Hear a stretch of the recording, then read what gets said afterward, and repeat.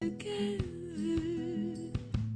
coming up short and giving up never. Weave it together. Come along, come along, come along, come along.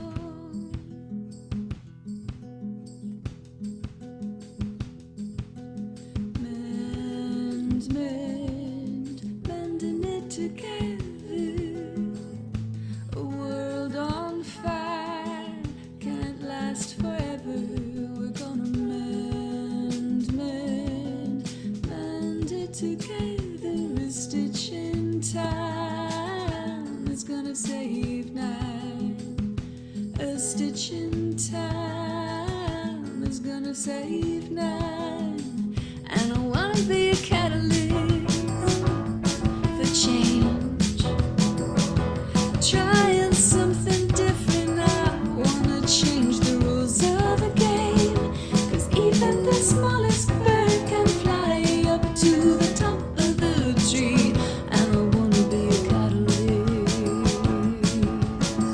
and find out what could be.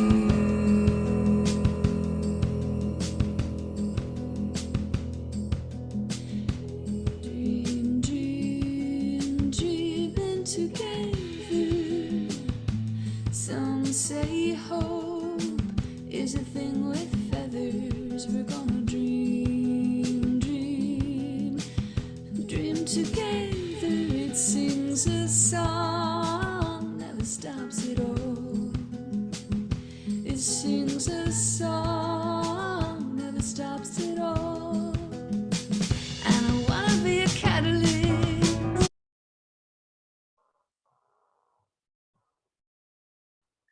Hi, everybody. Am I audible to you from wherever you're joining us from? Thank you so much for confirming. And I'm really excited for the launch of the Zimbabwe Catalyst 2030 chapter launch. I'm really excited because we're launching during the Decade of Action. And I just want to share a few housekeeping rules that are already showing on your screen. Please keep your video on if possible, and also show your name and company. You can also click on the participants on your settings on participants, and then you click your name, and then you can rename. Please unmute when you speak. And then if you've got any other technical questions, please do follow that link, zoom.us/support, or you can raise your hand. Please enjoy our session.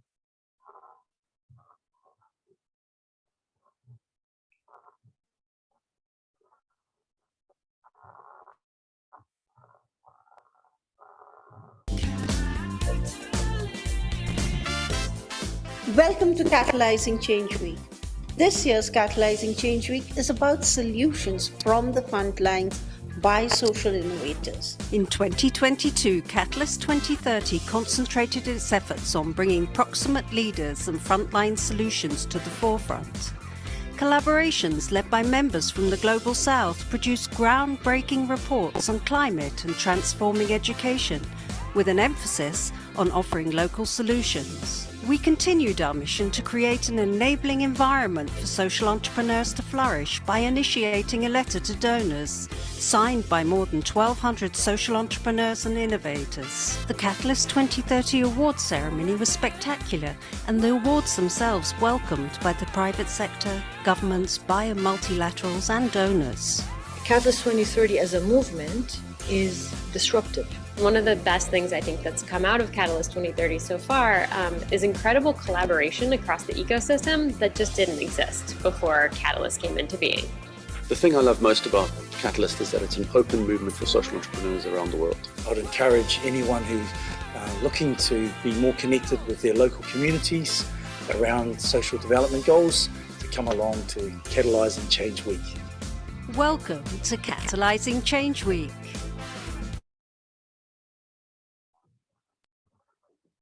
Thank you so much. And I hope that you're excited just as I am. My name is Samantha Spanda, and I'm from the Catalyst 2030 Zimbabwe chapter. And my organization is Signs of Hope Trust. We champion the rights of people with disabilities.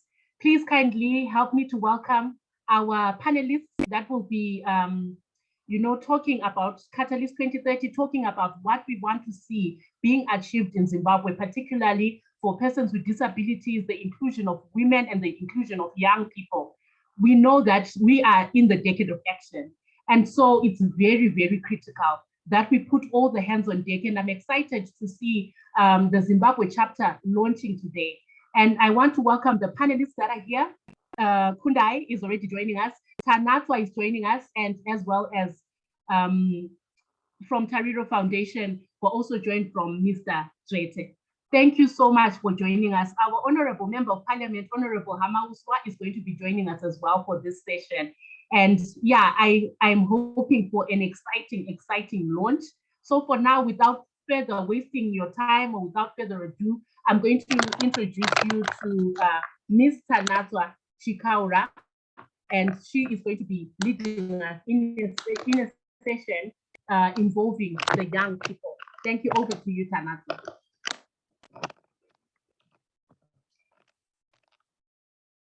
Thank you, Samantha. Good morning, everyone. Can you hear me? Yes, please go ahead. Okay.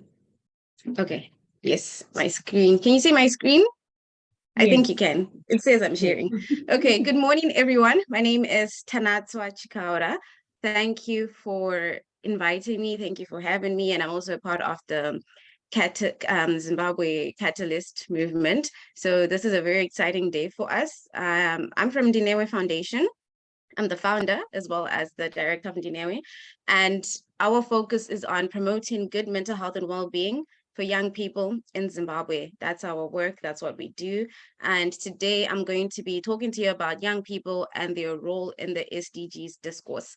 Samantha said something that I really loved. She said, we are in the decade of action. We really are. But I feel like we're not acting enough. Speaking from a young person's perspective, I feel like we're not acting enough, and I feel like we are left out most of the time.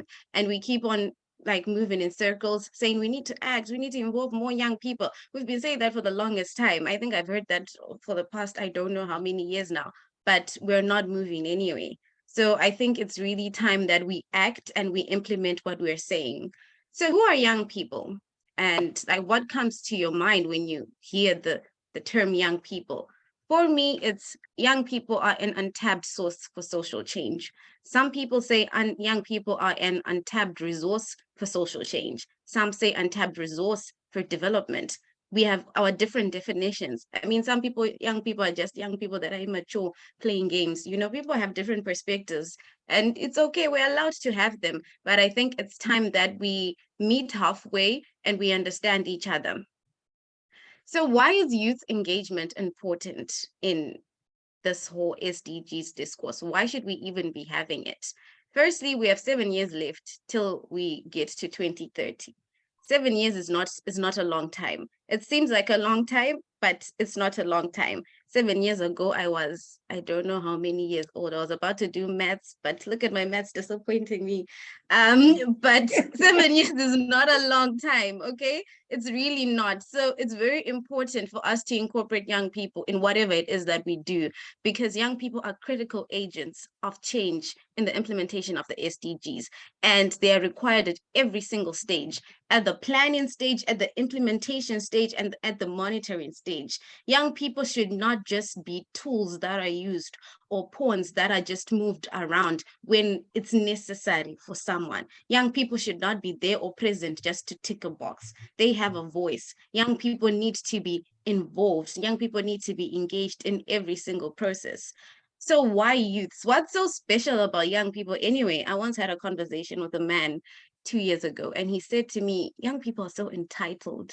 You guys are so entitled. You just want things. We're not getting attention. You're not involving us. We don't have this. Why? Why are young people so important, especially when we're talking about SDGs? Firstly, young people are critical thinkers. That's something that we always need to have in mind. Young people have the ability to tap into their lived experience and shape whatever projects or any activities that they may be doing to tailor them to fit their communities. Young people understand the needs of their peers. Young people are on the ground. Young people know what needs to be done. Young people are very important in everything we do. I think in Zimbabwe, Samantha can correct me if I'm wrong, but I know I'm not wrong. But the youth are the majority. The youth are the majority population in Zimbabwe. So really, if you want to know what's going on and what's affecting the majority, and you don't have young people involved in the discourse, something should tell you that, okay, this is not okay. That's a telltale sign that this is wrong. Number two, young people are change makers. I have met incredible young people with incredible movements. Even with zero budgets, young people have the ability and the capacity to get into communities and drive change and do activities. I know so many youth-led groups that don't have any funding, but they are there in their communities wanting to see change for their peers. If that's not a change maker, I don't know what else you need or what else you're looking for, because that passion alone is enough. Now imagine if young people have not only the resources, but they are also included in the offices that are making the decisions. Young people are innovative. What we thought could not come together comes together with young people. I'll give an example of a collaboration that Ndinewe Foundation is doing with one youth-led organization in Zimbabwe that focuses on climate change. A long time ago, we never talked about climate change and mental health in the same sentence. They were always treated as separate entities.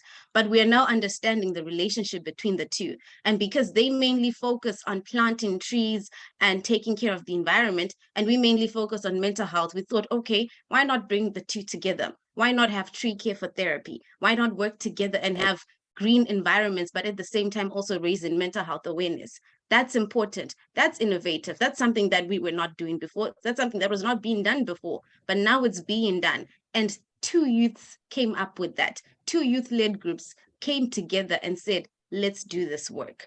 Young people are advocates. Young people speak for one another. Young people have the ability to get into the communities and spread the word and share the word.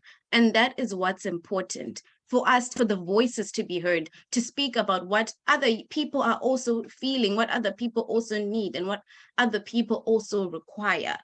Young people are also leaders. I think we are seen as people that should only remain in the background, people that should only be told what to do, people that should be directed, but that's not the case. Young people are also leaders, and they can lead. Not only can they plan, not only can they be critical thinkers, they can also lead at the front. They can also lead from the back. They can lead at every single angle. And that's something that should not be looked down upon. We need to understand the difference between an agent of change and simply seeing young people as a pawn. We should not just be there to tick a box. It's not a chess game. It's not a matter of, okay, we're talking about youth issues, we just need to do consultations. Perhaps one consultation, we go in the communities and we bring young people together and we have the consultations and then we say goodbye. But for you to actually come up with the material for that consultation, you never had young people involved. So how do you even know that your consultations meet the needs of the young people?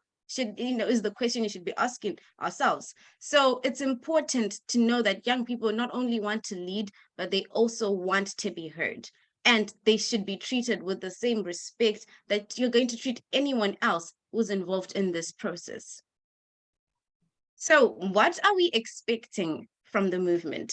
We are launching the Zimbabwean chapter today. What do we want as young people? I feel like this is such a big task talking about what young people want. What if I say the wrong things? I'll have so many young people. Kundai will be fighting me tomorrow saying, Tanata, you're saying the wrong things. I don't want what you said. So quite a big task you gave me, Samantha. But I'll start by saying education and knowledge sharing is very, very important. I think we need to stop the mentality of us versus them as young people, or of the people that are not part of the youth group, from saying it's us against the youths. That should not be the case. We need to have intergenerational dialogue. We need to understand different perspectives. We need to learn from one another. and see how this knowledge sharing can help us tailor make various initiatives to help us reach these these SDGs that we want to reach, because we can't do it alone. No man is an island. It's not gonna work. We have tried multiple things over the past, I don't know how many years. We've been trying so many things, and those things are not working. Some may be working, but some are not as effective. And we need to speed in the process. We need to quicken the process. Is speed in a word? I don't think so. We need to quicken the process up. Okay, we need to quicken the process up. We need to speed it up. So education, knowledge sharing can help with that. Also, education and knowledge sharing in the communities, giving young people the material they need to also go to their peers and colleagues to say, this is what we mean. This is what we're talking about. This is what we want. And so that everyone understands and we're all fighting for the same thing. Secondly, young people need capacity building programs. Young people have the ability to lead, yes. Young people have that capacity. I always say, if someone has the ability to dream, they have the capacity to fulfill the dream. The drive is there, the passion is there. Now let us give young people the tools that they require for the work to happen. Let us give young people the proper training that's required. If it's going to be issues of financial inclusion, let us do that. Let us provide that financial literacy. Let us provide those programming skills. Let us give young people that knowledge and that training that will help them thrive in whatever area that they're in. So young people do expect that capacity building so that they're able to actually carry out and succeed in whatever it is that they may want to do. Number 3, let us nurture professional relationships. And by nurturing professional relationships, let us not see young people as a charity case. Let us not see young people as our students, like it's a teacher-student relationship. Let us see each other as colleagues. And at the end of the day, that is what we are. We are colleagues that want to fight for the same thing. Let us give each other that responsibility. Let us delegate that responsibility among each other. Young people should not just be the people you put in the front when you want perhaps someone to lead an icebreaker session, and then you say, okay, we want someone energetic to break the ice and to loosen the crowd up, and then you bring young people. That should not be the case. Let us have young people at the tables where we are asking ourselves, what's next? What should we do?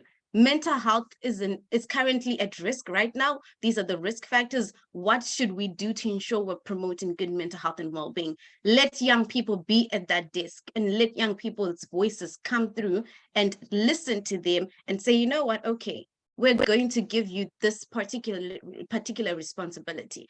It's amazing for young people, yes, to be in the global space and to also lead initiatives there. But there's so much that also needs to be done at a local level, so much that needs to be done in Zimbabwe. So let us support young people to lead those programs in Zimbabwe, giving them the finances, the funding, and the programming and the support that they require to succeed. Number 4, it's important to also address the inequalities that are among our youths and vulnerable groups. I think we've got a section in the program that will focus on mainstreaming young people with disabilities in SDGs dialogue. So it's important for us to understand some of the inequalities that are there among the youth and the vulnerable groups, to know who's being left out and to know why we're leaving people out, because we cannot get to our 2030 with other people sidelined. That means we've been working for nothing. We've been doing nothing for the past decades. So it's important for us to know some of the inequalities that do exist amongst women, for example. If we see less women in certain spaces, why is that the case? If we see less people with disabilities in certain spaces, why is that the case? We need to ask these important questions. And at the same time, we also need to know the needs of the vulnerable groups. If young people are not there, young people or young women are not in these spaces, what could be the issue? What's the need? And how can we tailor make an intervention to solve that particular need? Number 5, we need to elevate young people's voices. We want to be heard. We are speaking, we are talking, we've been speaking for the longest time. I promise you, we talk a lot. We meet amongst each other, we discuss, we have brilliant ideas, but no one to hear us, no one to listen to us. those that may listen sometimes listen for like the first 2 seconds, then they close their ears, and then they're like, no, I'm done. You're too young. You don't have the maturity to see it through. Listen to us. Give us audience. But when you give us that audience with the intention to act and actually support us, with the intention to actually include us in whatever it is that you're doing.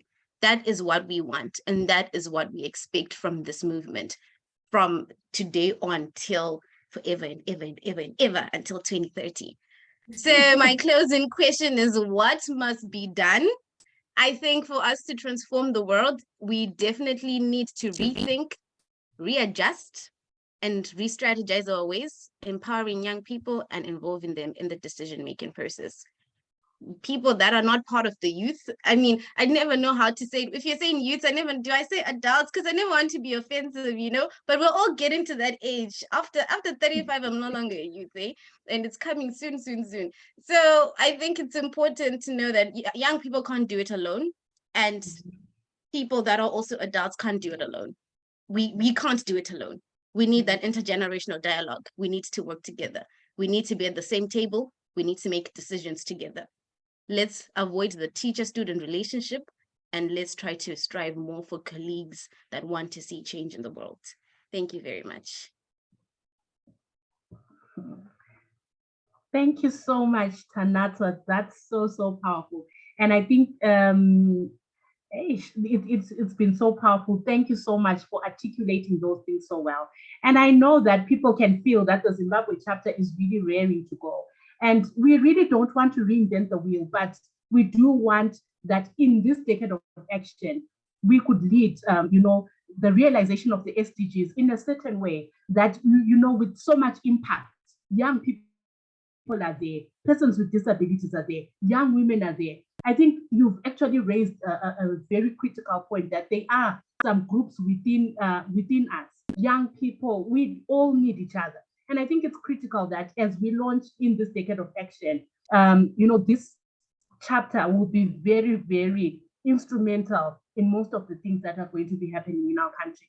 I'll just quickly recognize the presence of the Secretariat of the Catalyst chapter of the Catalyst 2030, who are working so hard. And I know this is actually the Catalyst Change Week, and you are running around, but you found some time to be here. And I want to recognize you and thank you so much for the work that you've been doing, even behind the scenes, and also helping us to kind of be where we are right now. I know we are still up in a rocky start, but we will be there, we'll get there. And I thank you for all the sessions that are happening right now on Catalyst Change Week. That is very, very exciting. And I want to encourage everybody who's joining us to kind of, follow the Twitter handle at Catalyst_2030 on Twitter. And then you can also see some of the sessions that are going to be taking place.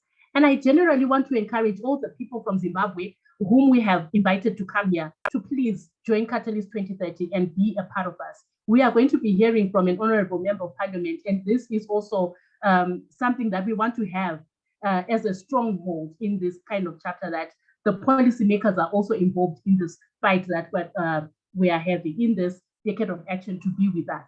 Let me quickly hand over to Kundai, who's going to also talk about the need for gender equality and the need for involvement of women from all phases of society or from all walks of life. Kundai, over to you. Hello, everyone. I am excited to be here, and I hope you are too. Just checking if everyone can hear me. Thumbs up. Yes, we can. Awesome.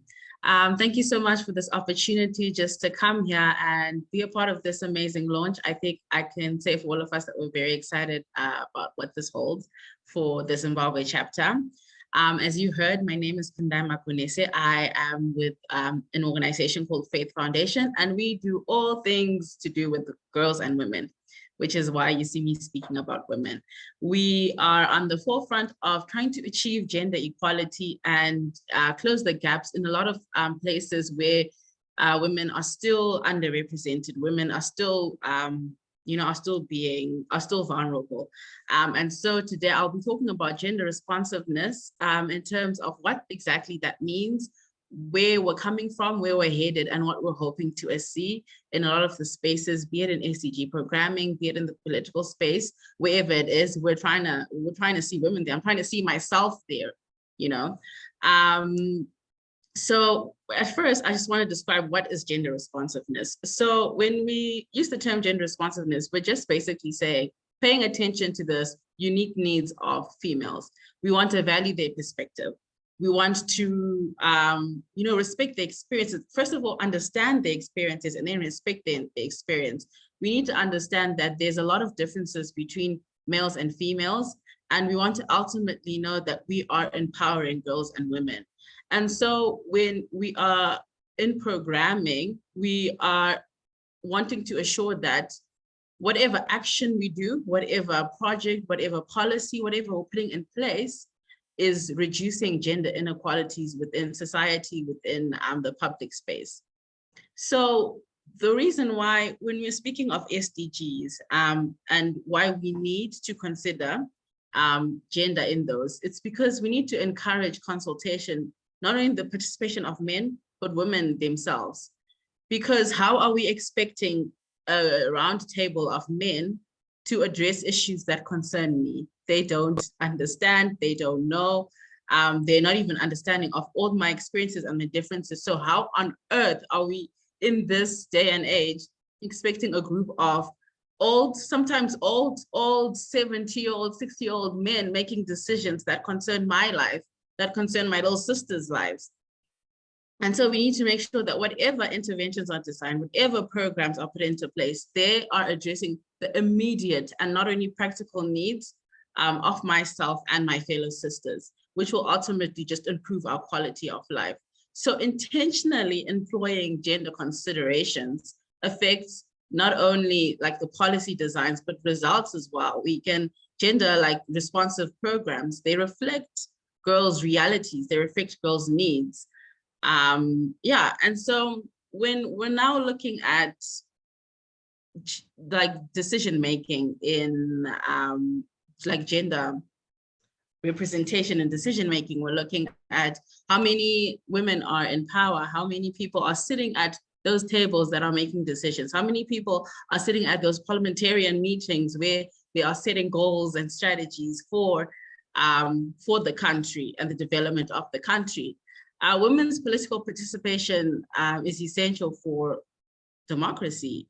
And we know that the participation of women for the past, I don't know how many years, has been such a major obstacle. Women worldwide, not just in this country, not just in Africa, but women worldwide, their representation in national parliament still remains on 25%, of which they say that 30% is the benchmark that indicates where like discourse can be influenced, of which we are not even close to that.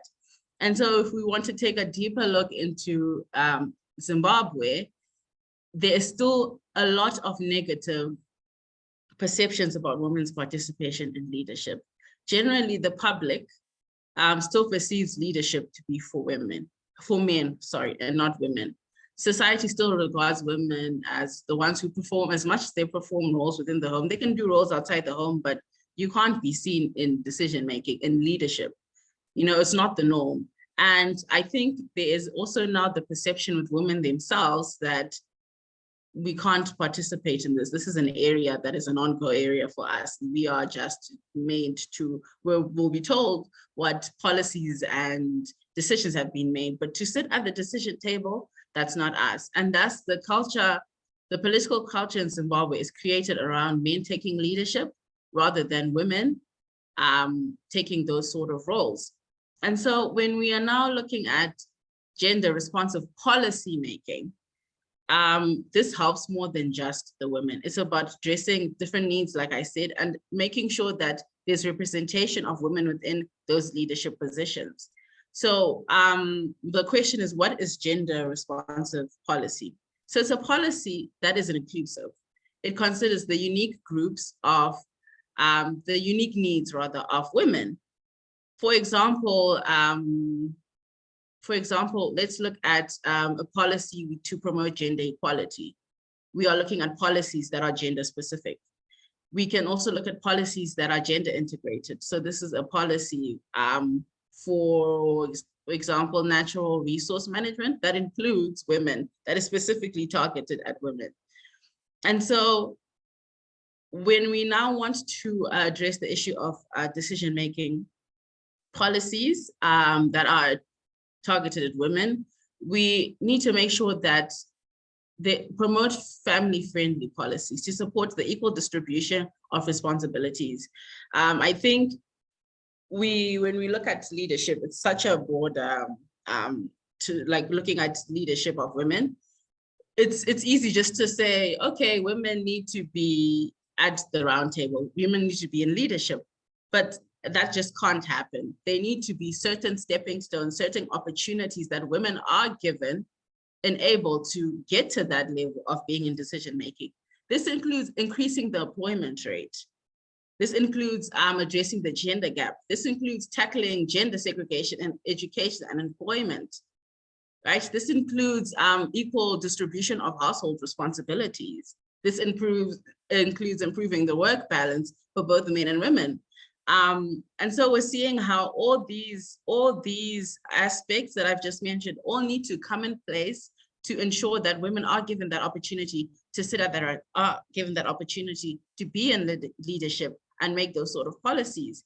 And because of the perception that is there of women, which is still so predominant in Africa, especially in very cultural countries, we have, although, seen a greater participation of women in governance and leadership. I mean, you know, the first elected woman president is an African president who reconciled and recovered like a decade-long civil war and also responded to the Ebola crisis. She's won so many political achievements in her administration, including the world, it's the Nobel Peace Prize, I think, yeah, that should be it.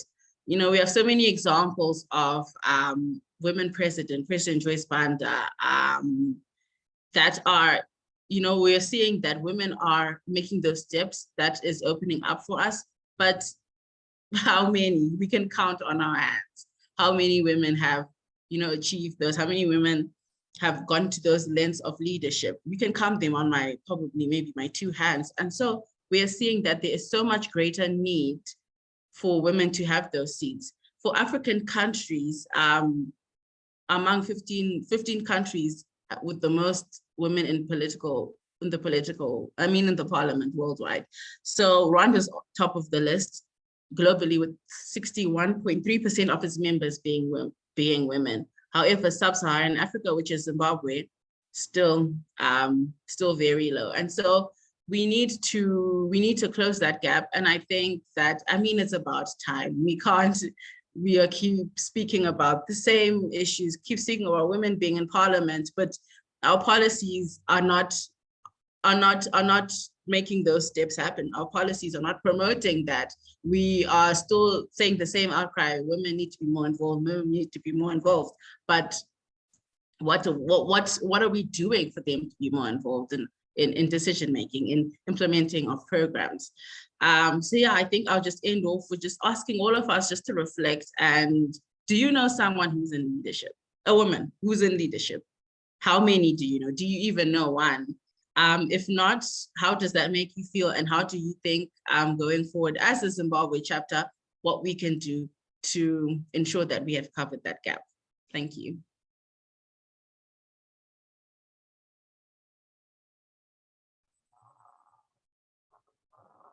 Thank you so much, Kundai, for that amazing presentation.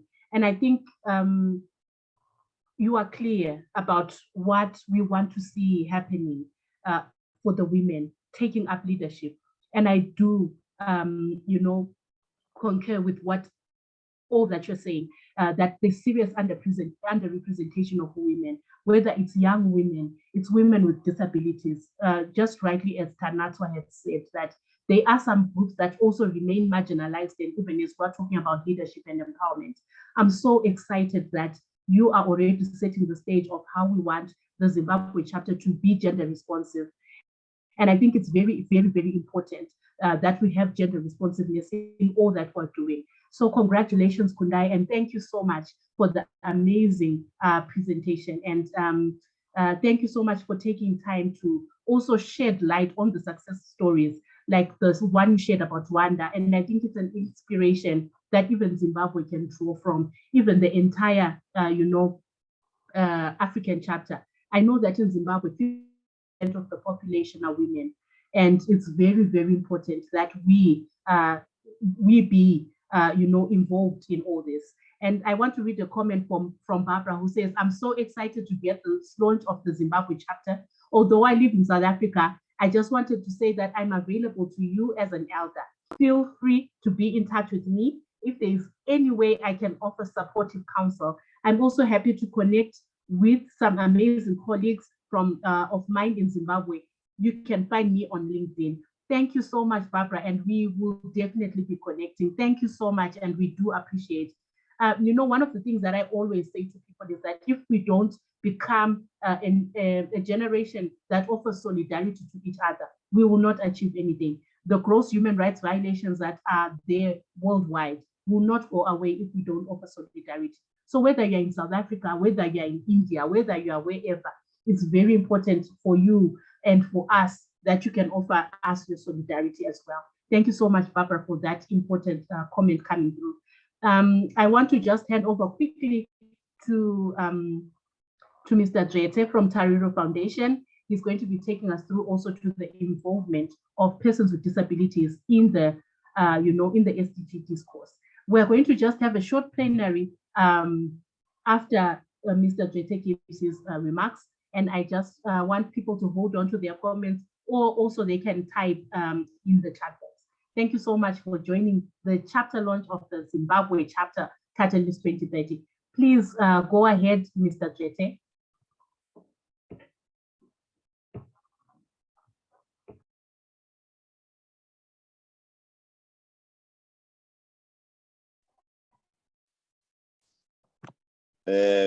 Greetings, colleagues. I'm Drete Godfrey from Tariro Foundation of Zimbabwe Trust here in Zimbabwe. I'm one of the Tariro Foundation is one of the member organizations for the Catalyst 2030, and we are here and grateful for the launch of the Zimbabwe chapter. Welcome, colleagues. I'm going to be presenting on the engagement of persons with disabilities and organizations for persons with disabilities. Also understanding the SDG blueprints, recommendations on disability mainstreaming, and the legal frameworks backing inclusion of persons with disabilities.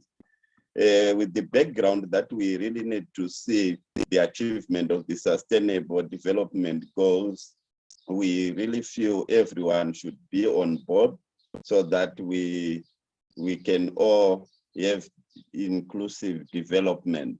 So as an organization for persons with disabilities, we really feel grateful that we are going also to make our own submissions. What we really need to see as something that we are going to improve as we launch the Catalyst 2030 movement in Zimbabwe. So I'm going to be going through my presentation. I hope you are all seeing my screen. Yes. Hello, colleagues. Okay, thank you so much.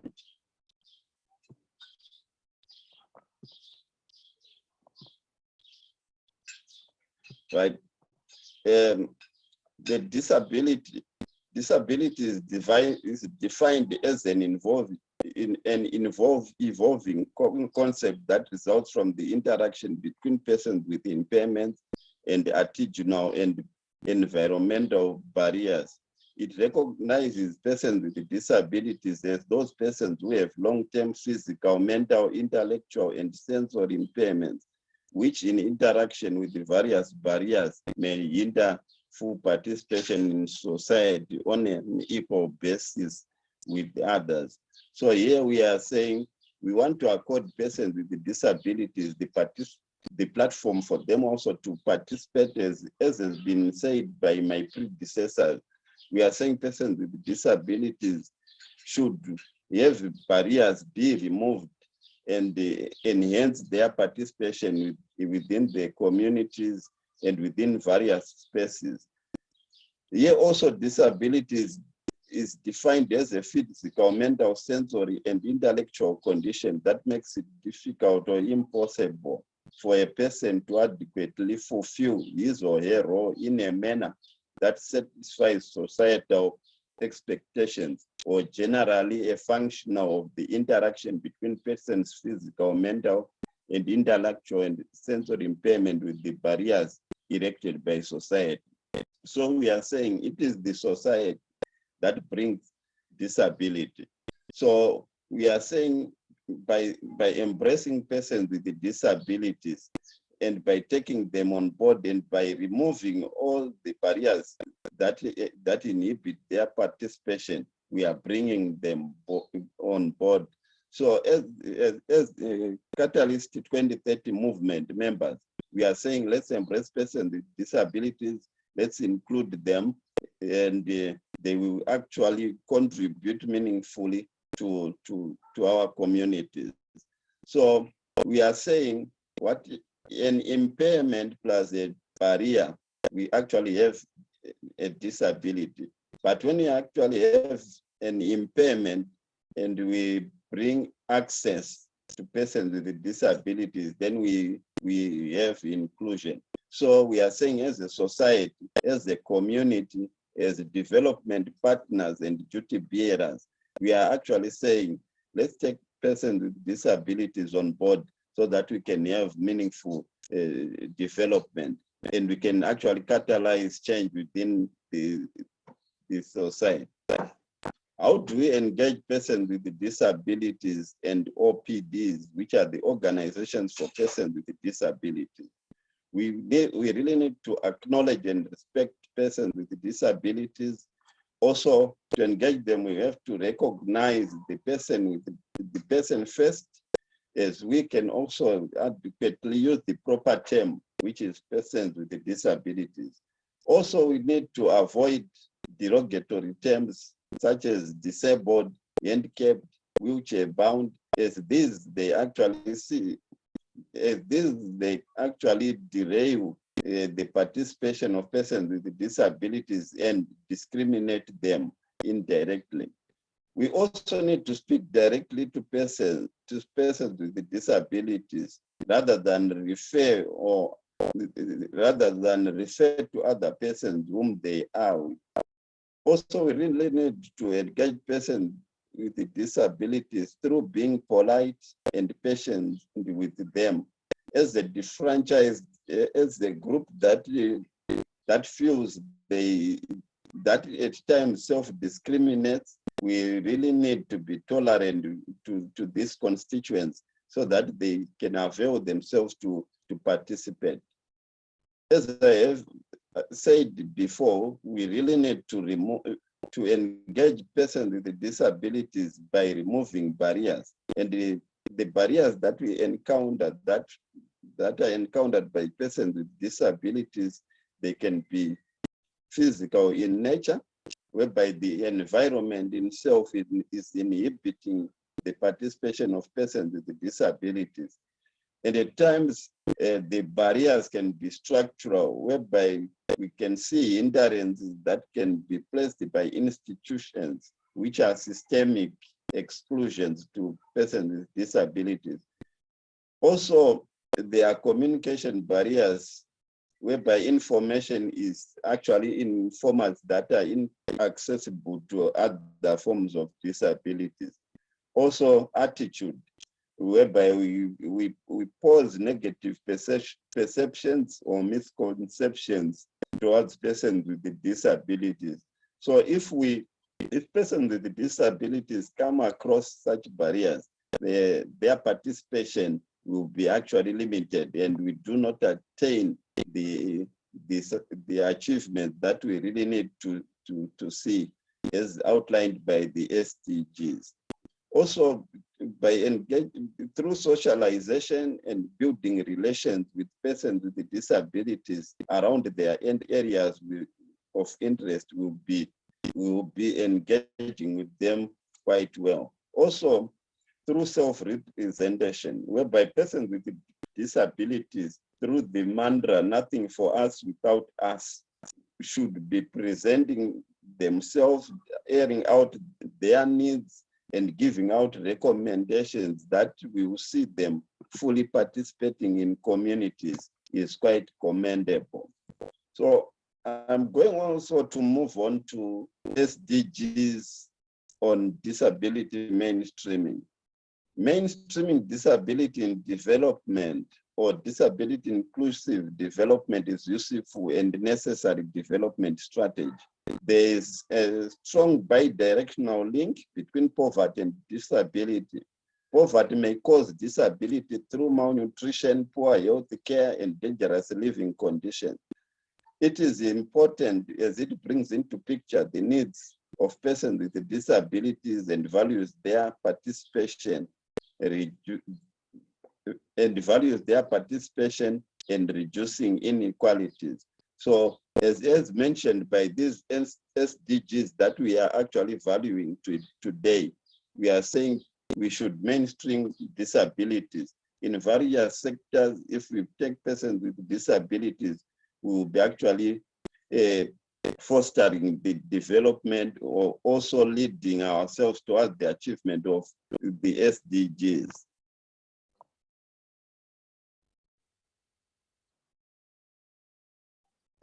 Mainstreaming disability into all efforts to achieve gender equality and empowerment. And also this, we want to achieve gender equality. I have gone here to focus on SDG 5, whereby we have seen women and girls with disabilities suffering more inequalities and exclusion compared to boys and men with disabilities. Also, we really need to eliminate all forms of violence and harmful practices that are targeted to women and girls with disabilities. So if we want to achieve gender equality and achieve gender equality, we need to also be tolerant, to be gender sensitive.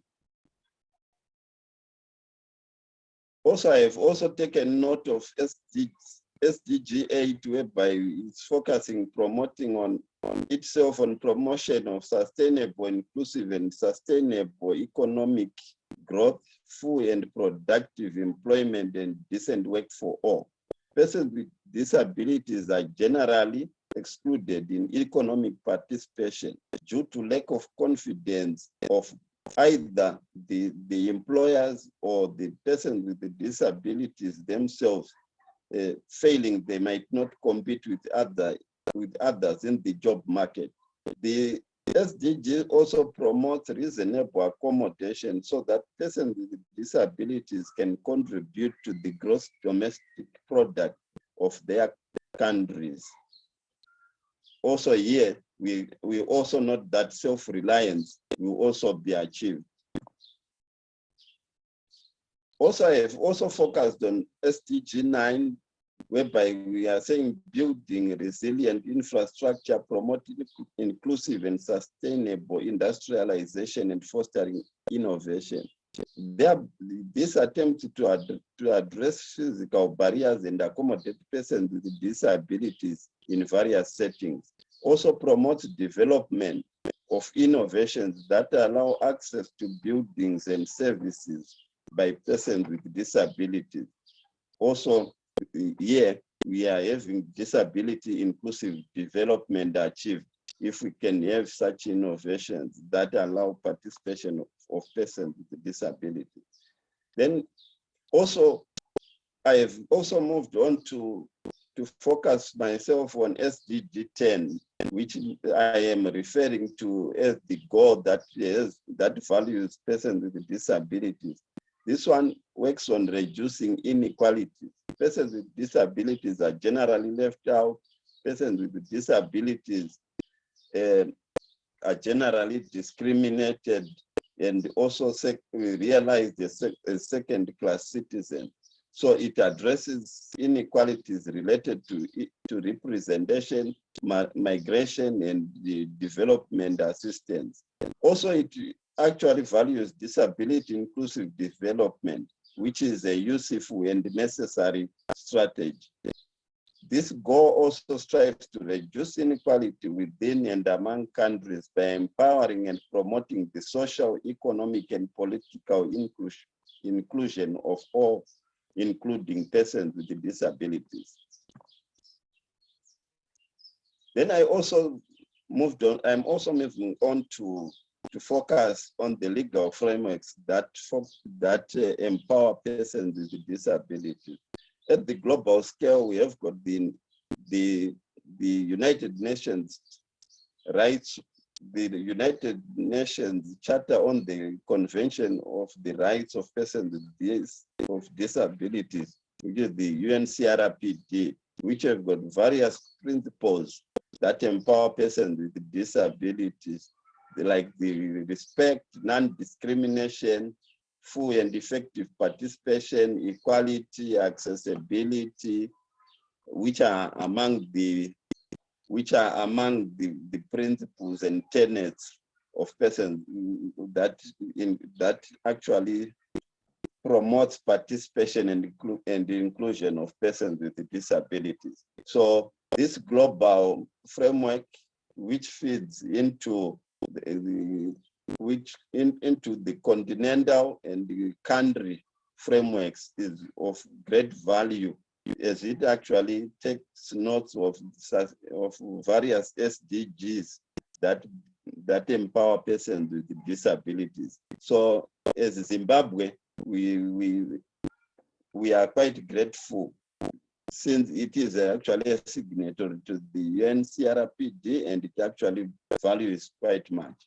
Then at continental level, we have the African Charter on the Rights of Persons with Disabilities, which borrows heavily from the UNCRPD, and it also outlines that every person with disability is equal before the law and has the right to equal protection and benefits of the law. Equality includes the full and equal enjoyment of all human rights. Then back home in Zimbabwe, we do have our own legal frameworks, and one of it is the National Disability Policy, which was adopted in June 2021. And this one, it actually came up after the general outcry by organizations for persons with disabilities, the UN, and the other groupings toward the inclusion of persons with disabilities. So we are quite grateful that we are moving. We are in the more positive direction. So this one, as the Catalyst 2030 movement, we also need to be valuing it highly, as it also embraces persons with disabilities. We also have the Disabled Persons Act. This one was enacted in 1992. At the time of its enactment, the law was celebrated because it was among the first in the region to come. Zimbabwe was the first to come up with such a law. The act was a launchpad to put disability issues on the table and make them visible, but now it is outdated. Hence the tabling of the disability bill, which is repealing our old and archaic the Disabled Persons Act. Right, the Persons with Disability Bill, which I have previously alluded to, it actually, I have said, it is providing for the establishment of the National Disability Commission also to repeal the Disabled Persons Act, as I have said prior, and also provides for the protection of the rights of persons with disabilities in accordance with the UNCRPD. So in my presentation, we are saying persons with disabilities should also be taken on board. And I'm quite happy Catalyst 2030 is quite sensitive to the development, to disability inclusive development. And in conclusion, I would like to say thank you. We have to take note of the best practice. I am done. Thank you so much.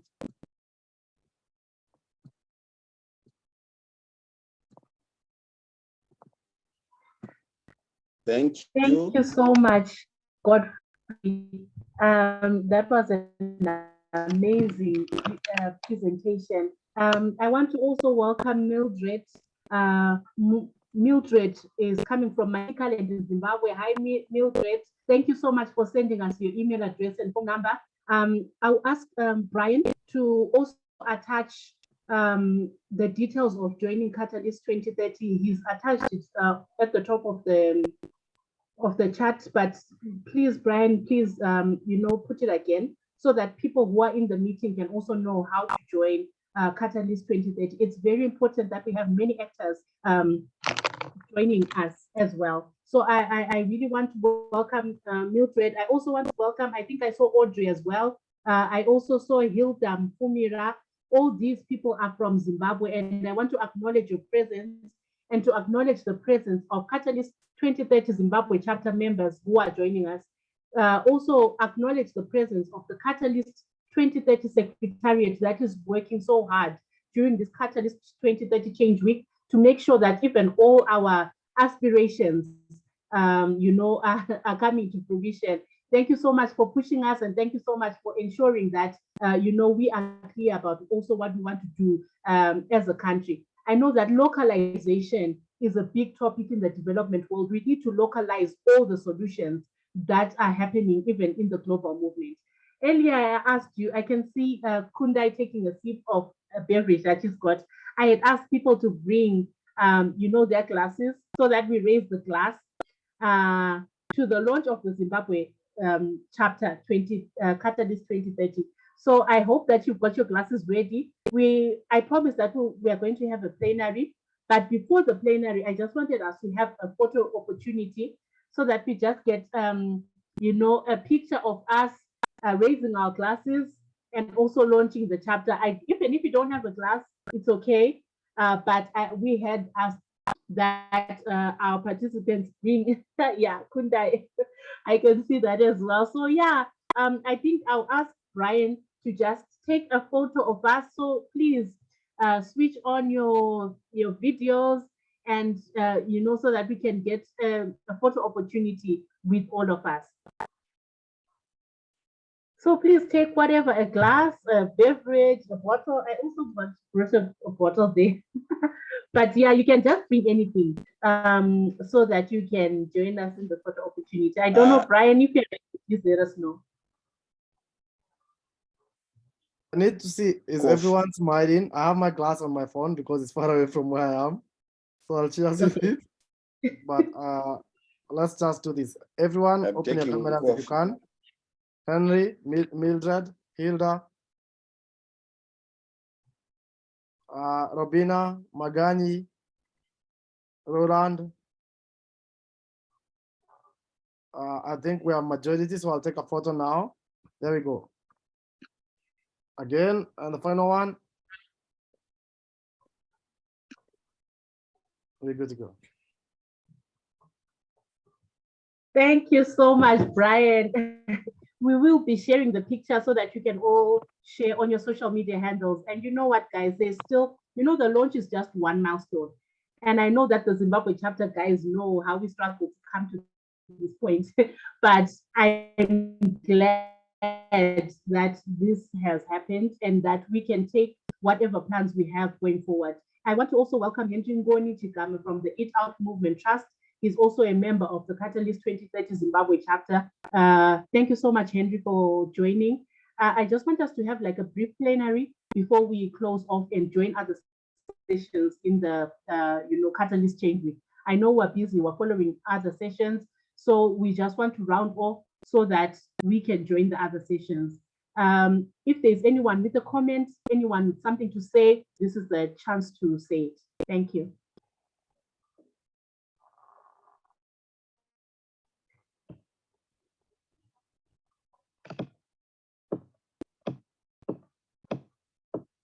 You are free to raise your hand or, yeah, but I can't see any hands raised so far.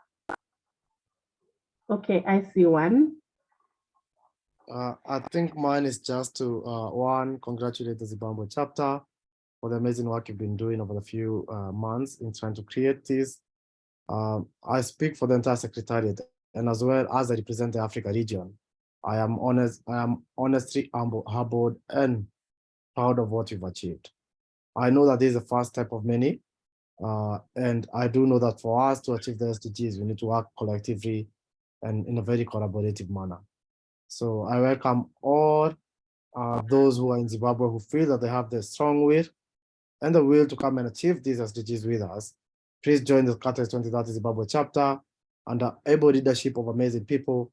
And together, let's formulate and work together to push for policies that bring back positivity to Zimbabwe. I cannot wait to celebrate with you in person when I'm in Zimbabwe, but I do hope and wish that this will not be the stop or the end of this engagement, and that we're going to build up something that's really strong, something that stands out and everyone in Africa can actually come and celebrate. In the long term, Africa has to speak in one voice for us to be able to change the way we think. And a voice starts with this. So I hope that the Zimbabwe chapter is also going to emulate the Africa Forward campaign, and that we're going to be champions of that campaign so that we can all have one voice, and with that one voice, push for the right policies that come back and positively impact the societies we live in. Mine is just to congratulate you and to pass a message of congratulations from our team. And we look forward and with humility, promise you that we're going to do everything in our power to make sure that you thrive and succeed in this. We will work day and night to make sure that we're able to meet your demands and your needs so that at no point will the Zimbabwe chapter halt because of the Secretariat. We wish you all the best in this journey. And I know the amazing smiles I see in this team and the amazing conversations I've had with you is that this is just a step to many. Congratulations. This has been a fantastic conversation, very insightful. I have learned a lot. And thank you so much to all the panelists who are here. Thank you so much to the moderator. And again, congratulations from us. Thank you, Samantha. Thank you so much, Brian. And yes, we will definitely ensure that we also do communicate all the needs clearly so that it can be very easy to achieve what we want. Like I said, I really am a fond champion and a supporter of localization of issues. And that is why I'm really excited to see the launch of Zimbabwe chapter. When we localize the solutions, where the states can also take part. I was very excited to see the for the women, the people with disabilities, and collaborative effort. I think is one of the things that is really the backbone of SDGs in globally. So I'm so excited. Muzanichi, she is also excited. So I don't see any. Let me just say thank you so much for joining this Zimbabwe chapter launch. Thank you so much to our panelists as well. Kundai, I can see Honorable Hamauzwa in there.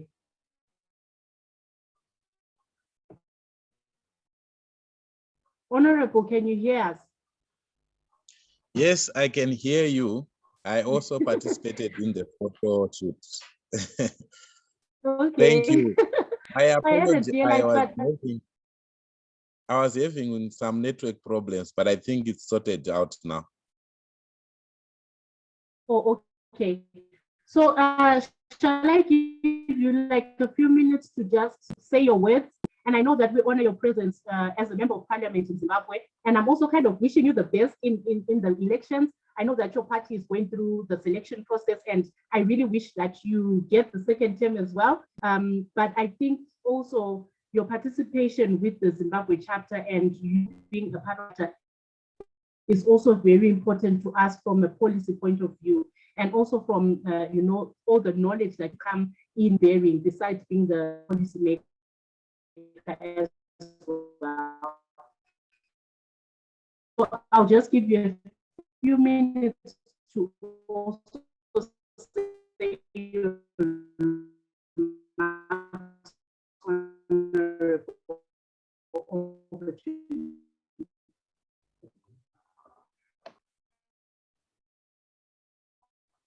Hello? I believe that she's inviting you to speak, Honorable Shakespeare. All right.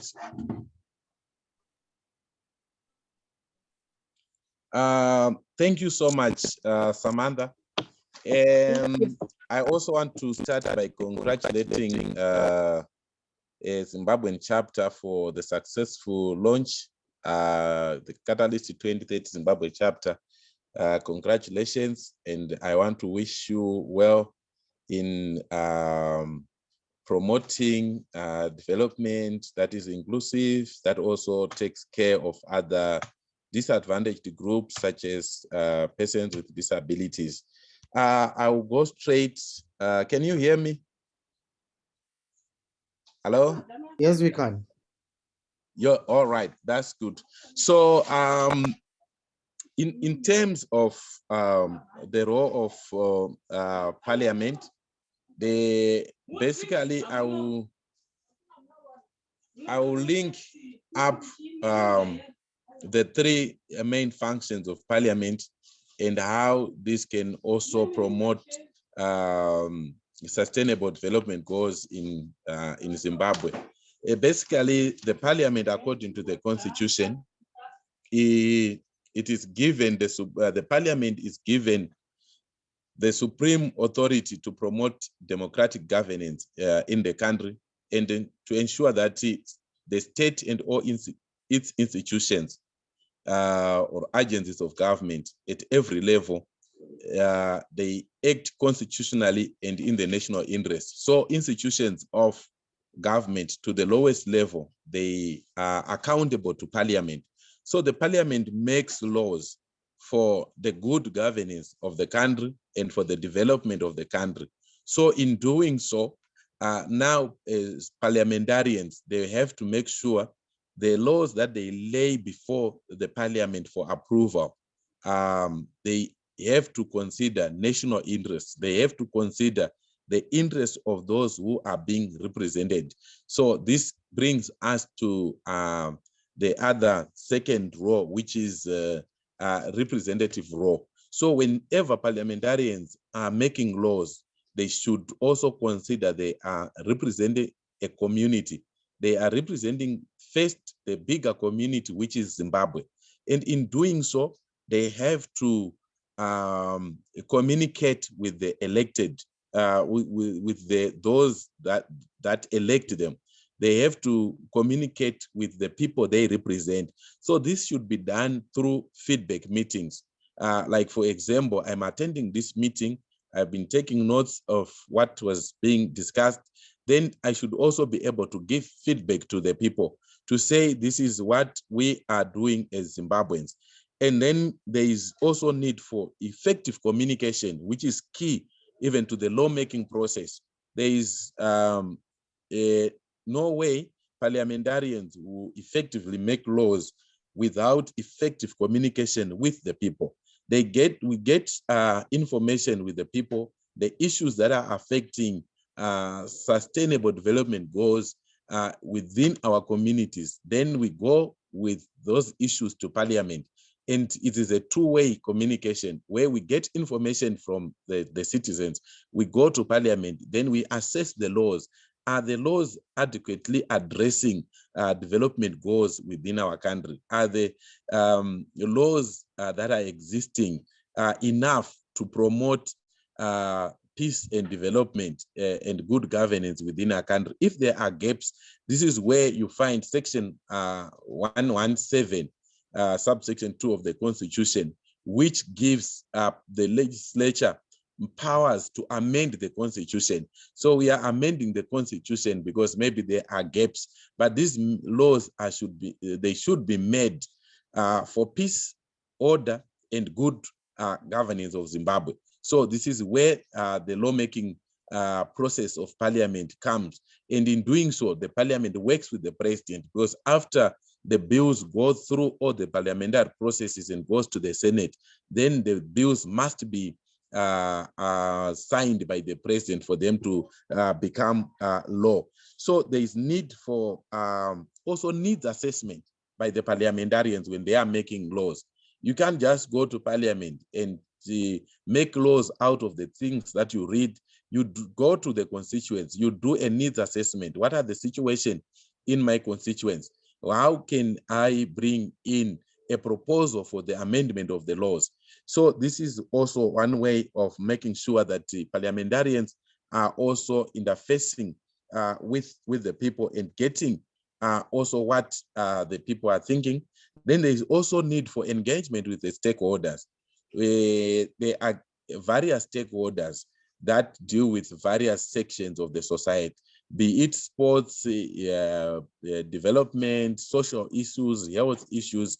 They are key players in all those areas. So as a result, a parliamentarian should be able to engage with stakeholders.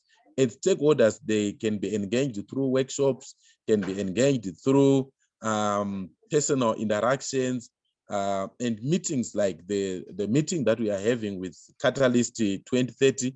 Then from that, we pick issues that needs legislative response, that needs the response of the parliament through amendment of laws, through maybe signing of various treaties that the government of Zimbabwe would have entered into. So the other role in lawmaking is making sure that we domesticate international laws that Zimbabwe would have entered into, and then they go through the process of ratification and domestication in parliament. So once we do that, then that's the role that the parliament also can play. The other role is oversight, which then says the parliament making sure that it scrutinizes and supervise the work that is being done by the executive. The parliament also making sure that they hold the executive to account in terms of the budgetary allocations that is done by parliament to various line ministries. And then in doing so, the line ministries, the parliament will make sure they receive reports on the expenditure of funds, even the expenditure by the parliament. So if there are any issues that are not being done in a proper way, the parliament can actually call anyone to appear before it. And the constitution says the parliament has powers to summon anyone except the president. So ministers can be summoned by parliament, permanent secretaries can be summoned by parliament to appear before parliament to answer to certain questions related to issues of accountability, issues of how financial resources are being utilized. So the parliament will make sure that the executive is taking into account all the sustainable development goes into account when they are operating. And also they are also considering making sure that no one is left behind. Persons with disability, other disadvantaged groups are also considered when they are distributing natural resources. So the parliament will make sure that the resources of this country are being utilized to promote development, and also to make sure that every Zimbabwean is actually benefiting from the extraction and also utilization of the natural resources, and making sure that the budgets, the monies that are being allocated to line ministries are being utilized for their purposes. Then in doing so, the parliament also have a representative role. That is also, which I linked also to the oversight and to the legislative. Now that if parliamentarians are really representing the people, it should be reflected in the laws they make. The representative role should be reflected also in the oversight that parliamentarians do when they scrutinize the role of the executive, because they are going to parliament with the concerns of the people. In this regard, if the people are failing to get certain services, then the parliamentarians should also call for policy reform. I will give an example, like in Zimbabwe, we now have a problem of waste management. The parliamentarians should also come up with, say, a motion to promote maybe integrated waste management, to make sure that the environment is clean. And it is a constitutional right for everyone to make sure that we have a clean environment.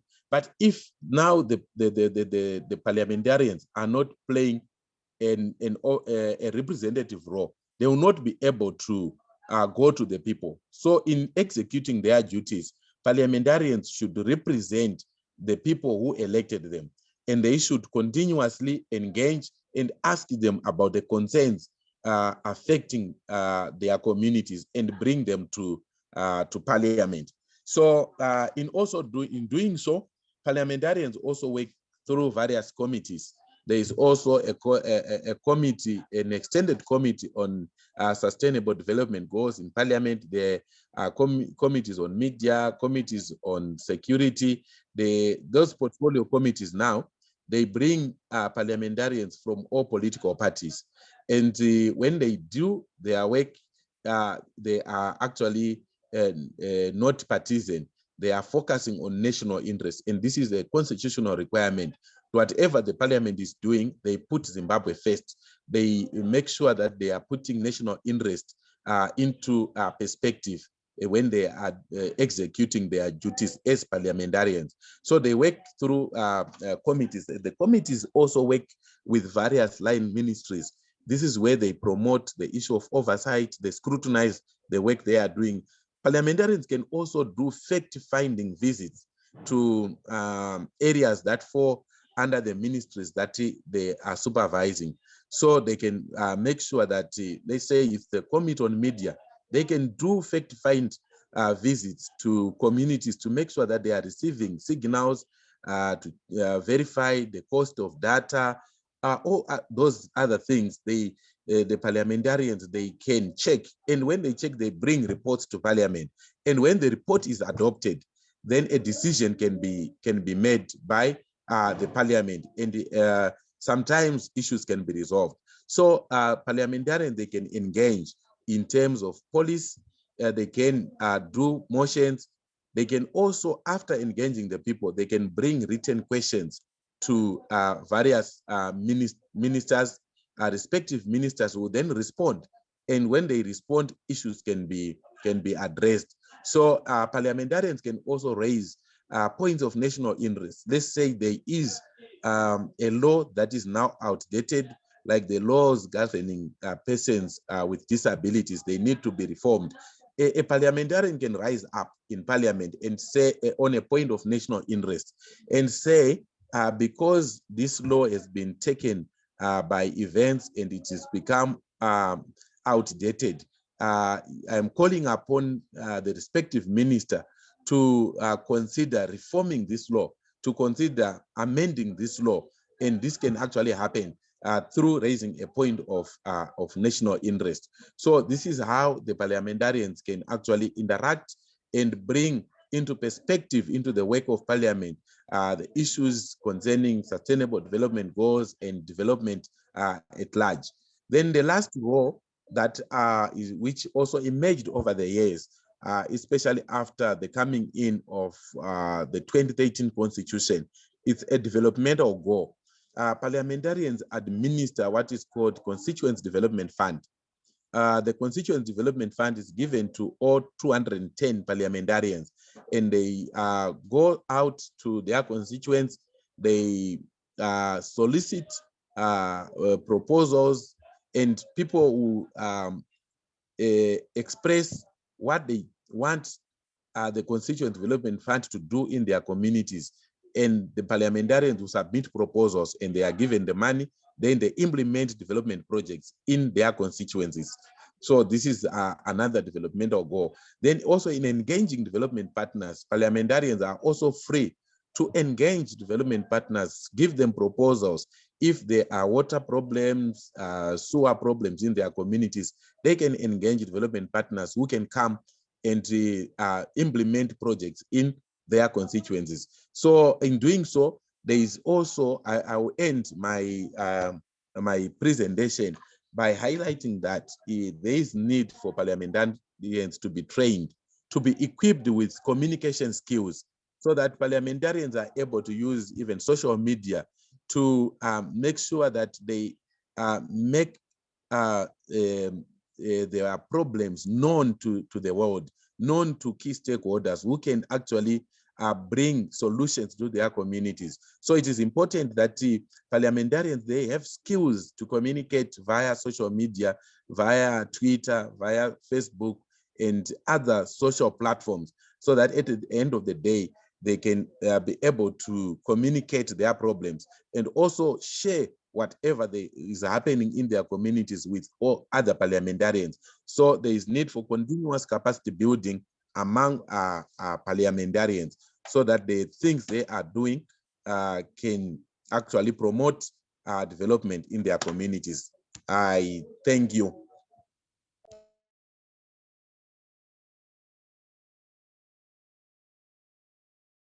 Thank you very much, Honorable.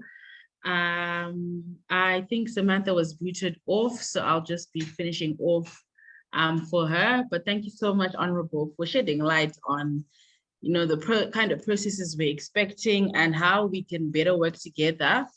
Thank you so much for making time out of your busy day. I know you're a very busy man, but you made time to be a part of this launch and to share those very fruitful words and discussion with us. I don't know if there's anyone else who has anything to say. If not, I want to thank everyone who joined and was a part of this. I want to thank our moderator, Samantha.